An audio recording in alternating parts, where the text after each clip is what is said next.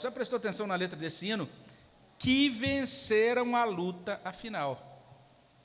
E nos cantos que sempre ressoam na harmonia do lar eternal. Então, quando nós morremos aqui nesse mundo, terminou a nossa luta. E veja, nós vencemos a luta. Como assim que a gente venceu? Como eu tenho certeza que eu venci? Eu não tenho, será que tem um relatório lá da minha produtividade, que vai mostrar o que eu fiz? Vamos entender isso amanhã, tá? Amanhã de manhã. A gente vai falar sobre a nossa participação na luta. Mas olha só, para o crente, morrer é vencer. Para o crente, morrer é o momento que ele descansa das suas fadigas, como diz Apocalipse capítulo 13. Para o crente, no momento da sua morte, ele é liberto da luta contra o pecado. É isso. Fala, poxa, pastor, eu fiquei desanimado, eu pensei que nesse curso isso ia me ensinar como vencer o pecado hoje, nunca mais pecar, né? Estou com um pecado aqui que está me atazanando. Mas a gente vai falar um pouco mais sobre isso, né, no quarto e quinto estudos, tá? Então, nesse sentido, próximo slide, diz que o problema da queda será resolvido pleno e definitivamente, então, quando Jesus colocar todas as coisas sob seus pés. Há um sentido em que cada vez que nós somos chamados à presença de Deus, que somos glorificados, então aquele indivíduo, a luta já está resolvida para aquele indivíduo, e ele deixa de ser igreja militante. Então, nós que estamos aqui somos chamados igreja militante. Militante significa o quê? Igreja que luta. Então, nós somos, enquanto estamos aqui, igreja militante. Depois que a gente se encontra com Cristo, igreja triunfante. Olha que legal. Então, a gente precisa entender esse conceito que é tão importante na doutrina do Novo Testamento. Vamos seguir, próximo slide. Então, só para a gente fechar, tentar organizar essas ideias aqui, que eu sei que vocês estão dispostos a fazer muita coisa hoje à noite ainda, muitas brincadeiras, etc. Então, só para a gente tentar organizar de hoje de manhã para cá, então, Satanás e tudo o que lhe concerne são inimigos de Deus. É uma inimizade irreconciliável, absoluta, não tem conversa, tá? As inclinações pecaminosas do homem também constituem inimizade contra Deus. Então, isso é muito importante. Então, toda a inimizade contra Deus que existe dentro de nós, preste atenção, gente. A inimizade contra Deus que tem dentro de nós não pode ser domada. Guarda isso na sua cabeça. Tem gente que diz assim, não sei se você já ouviu, eu mesmo já ensinei muitas vezes isso, depois eu fui ver que era totalmente errado. Algo era mais ou menos assim, olha, tem 2 cachorros, um mau e um bom, você tem que dar comida para o bom e deixar o mau passar fome. Então, o pecado é o cachorro mau, e a santidade é o cachorro bom. Até a linguagem, até uma figura esquisita, né, cheia de cachorro nessa ilustração. Mas, na verdade, a ideia é essa, que a gente tem que domar, né? Eu vou domar a minha natureza pecaminosa, né? Eu vou dizer, natureza pecaminosa, fica aí. E ela vai ficar bonitinha, né? Então, eu vou adestrar a minha natureza pecaminosa. A nossa natureza pecaminosa não pode ser domada, ela tem que ser esmagada sob os pés de Cristo. Cristo tem que pisar na cabeça da serpente que está dentro de nós. Esse é o ponto, gente. Não tem como domar, porque não tem como negociar. A nossa natureza pecaminosa só quer fazer a gente andar para trás e colocar a gente no buraco. A natureza pecaminosa não tem a carne, viu? Foi lido o texto no início. A carne milita contra o espírito milita contra a carne. Aquele texto de Gálatas é tão legal, porque no original, o que Paulo está dizendo é o seguinte: a carne tem intenções para com o espírito, ou seja, a carne, ela olha para o espírito e diz assim, quero te matar. E o espírito tem intenções para com a carne. O espírito olha para a carne e diz, eu também. E aí a gente vai perceber que Deus providenciou tudo para que a obra dele seja vencedora. Porque o espírito ali, gente, não é o espírito humano. Muita gente fala que é um conflito humano. É o Espírito Santo. Então, a carne pode reclamar, espernear o que for, gente. Ela não é páreo para o Espírito Santo. O Espírito Santo é Deus Todo-Poderoso. E a carne não. Ela é um ser humano teimoso só, tá certo? Então, a santificação é isso, é Deus destruindo essa obra da serpente em nós. Só para a gente fechar, em termos de reflexão, não é? Primeira coisa, muito profunda, é essa, é que a luta teve início e vai ter fim. Pronto, isso aí. Então, isso é muito importante. Às vezes a gente está, nossa, como a luta cristã, ai meu Deus, eu não aguento, está demais. E aí, o nosso consolo é isso, aguenta um pouco mais, vai acabar, aguenta, vai acabar, vai ter fim. Certo? Então, ela teve um início e ela vai ter fim. Então, isso é muito interessante. É interessante que a única vez que a Bíblia fala em algo eterno, em sofrimento eterno, é para quem não é de Deus. Todos aqueles que são de Deus, todo o sofrimento que vem, e vem muito, é um sofrimento que passa. Interessante isso, né? Então, as dificuldades atuais dessa luta são passageiras. Pode ser que para você esteja difícil demais. Fala, pastor, se eu falei isso porque você não está você não sabe o que estou passando aqui. Mas o que eu posso dizer para você é isso, é que vai passar, tá? Tipo aqueles médicos que passam aquele remédio amargoso para a gente tomar, e a gente reclama, ele fala, toma aí que vai passar, né? Quero abrir aqui a oportunidade para ver se alguém tem alguma pergunta, eu queria fazer alguma observação. Sim.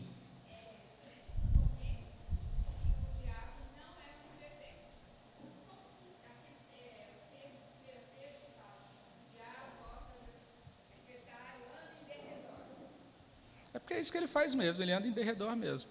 Mas ele não anda em derredor de todos os crentes ao mesmo tempo. Entendeu? Então, o que ele tem? Ele, por exemplo, no Novo Testamento, tem anjos, são os demônios. Ele tem os demônios. E aí o que acontece? No Novo Testamento, você vai ver Jesus expulsando vários demônios. Mas no Novo Testamento só tem uma ocasião em que um ser humano é possuído pelo próprio diabo. É Judas, no momento da traição, diz, entrou nele o diabo. É a única ocasião. Todas as vezes, os demônios que invadem pessoas, que tomam, parece que é os demônios de baixa hierarquia, os de primeira linha, lá, sei lá, o pessoal de baixa hierarquia. O diabo não fica perdendo tempo dele, né? Tipo o filme Exorcista, a menina virando a cabeça e dizendo que era o diabo. A Bíblia não coloca exatamente dessa maneira. O que ela coloca é isso, é que então a gente está diante de uma força real. A gente também está sempre diante da possibilidade do próprio diabo estar presente aqui junto de nós, no lugar. A Bíblia é bastante clara no sentido de que, normalmente, ele ou alguém enviado por ele está presente onde a palavra é ministrada, porque você vai ver em Marcos, a primeira vez que o diabo aparece é onde é? Dentro de uma sinagoga. Depois, Marcos 4, na parábola do semeador, então Jesus fala daqueles que, enquanto a palavra está sendo pregada, vem ali o inimigo e rouba a semente. Então, você vai ter agentes dele, né, outros espíritos a serviço dele, que vão estar o tempo todo atazanando a nossa vida para nos fazer para nos tentar e nos fazer desobedecer a Deus. Mas é isso, a gente precisa entender sempre que o diabo é criatura. Ele sempre vai estar fazendo, ou ele diretamente ou por meio de um agente, mas se ele estiver fazendo algo aqui, nesse momento, ele não vai estar podendo fazer, ele mesmo, ele vai ter que ter incumbido isso para a gente, para outro, sei lá, o subgerente dele, não sei como que é esse negócio, não. Ele vai ter que ter incumbido isso para outra pessoa, tá? Outro companheiro dele lá. Acho que a gente pode terminar, ou alguém tem alguma pergunta, Rafael? Sim, Manassés.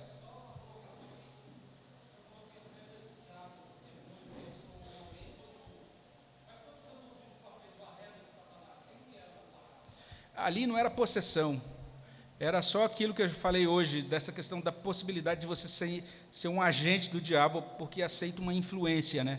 Então, ele é aquele que sussurra no nosso ouvido, que sugere coisas à nossa mente, né? E aí, naquele momento, Pedro aceitou uma sugestão dele, mas Pedro não estava possuído por ele. É diferente.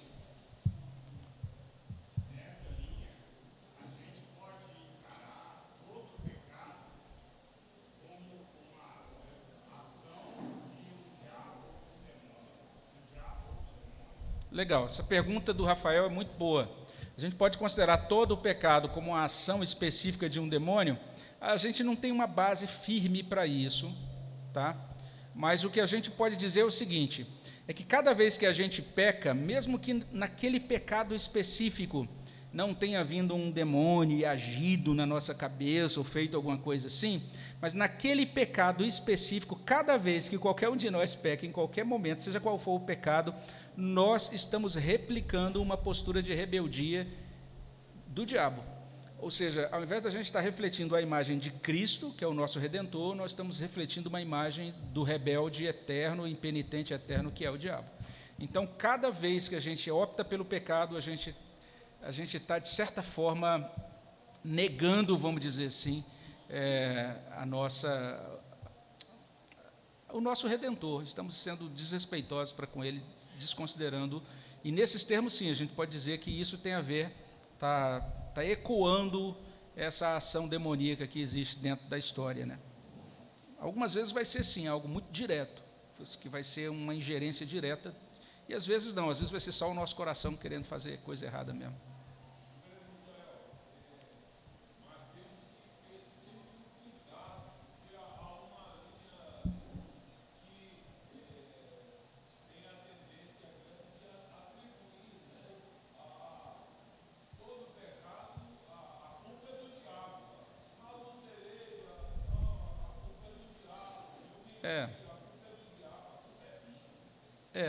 Aí é uma coisa interessante, olha só, tem uma verdade muito grande nisso, porque isso é uma tendência, muita gente acaba atribuindo tudo ao diabo, tem até aquela piadinha lá infame do diabo sentado na pedra, chorando, o que aconteceu? Não, o pessoal todo está colocando a culpa em mim, não sei o que e tal, mas acontece mesmo disso, né, de você superestimar o diabo, ou então você usar o diabo como um argumento para você continuar fazendo as coisas e não assumir responsabilidades pelo que faz, né?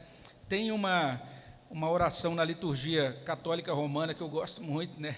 Apesar de ser católica romana, né? Mas no momento de confissão eles têm uma declaração que é o seguinte: minha culpa, minha máxima culpa, né? Então, quando você erra, a culpa é sua, né? Não responsabilize outros, tá? Mas a gente precisa entender isso, que, de certa maneira, a gente não pode perder a perspectiva, que é aquilo que eu terminei de falar para o Rafael. Cada vez que a gente está pecando, a gente está dando ouvidos a essa serpente que existe dentro de nós. Então, a natureza pecaminosa é uma natureza marcada pela serpente. Esse é o ponto. Sim.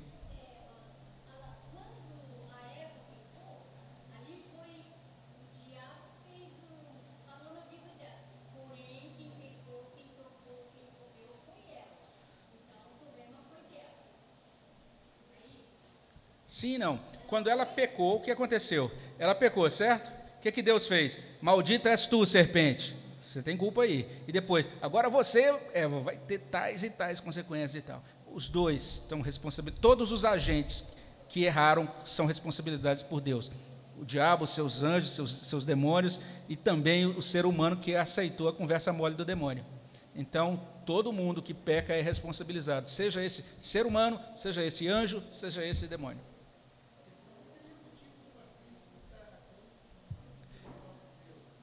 É isso. Então, a responsabilidade foi distribuída ali. Deus deu consequências para todos. Tudo bem? Mais alguma pergunta? Tcharam. Sim, diga, John.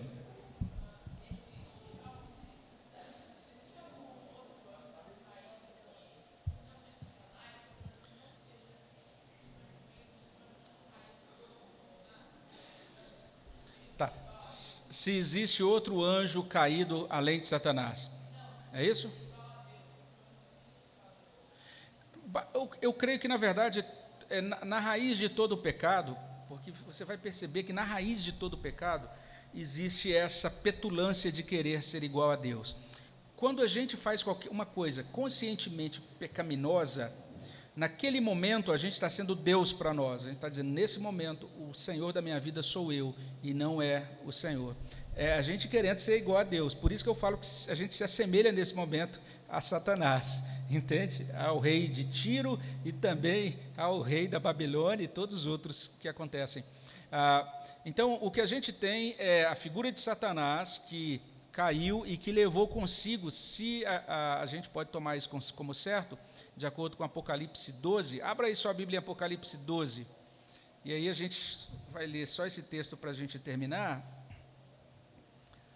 A gente tem em Apocalipse 12 um quadro simbólico, né, da ação de Satanás na história, e em Apocalipse 12 ele é descrito aí como um grande dragão, e diz assim no verso 4, Apocalipse 12, 4, a sua cauda arrastava a terça parte das estrelas do céu, as quais lançou para a terra. Então, a interpretação mais comum desse texto aí no meio reformado é que esse texto está falando em linguagem simbólica que quando Satanás caiu, ele arrastou consigo 1/3 dos anjos.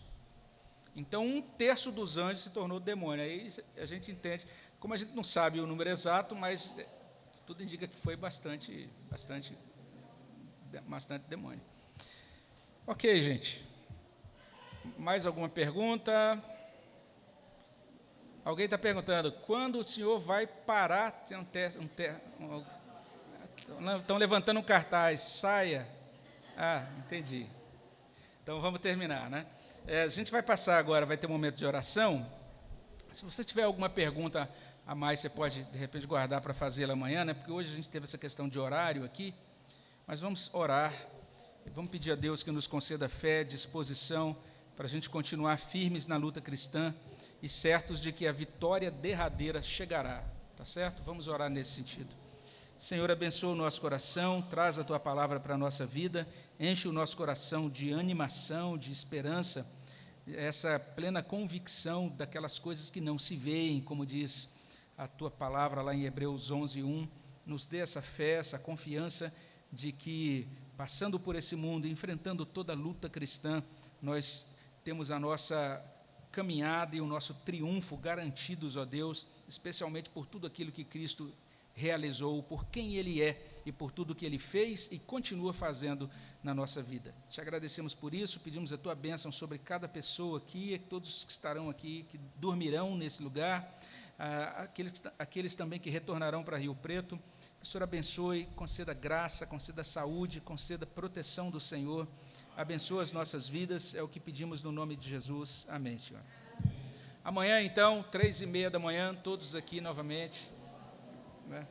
Próximo estudo.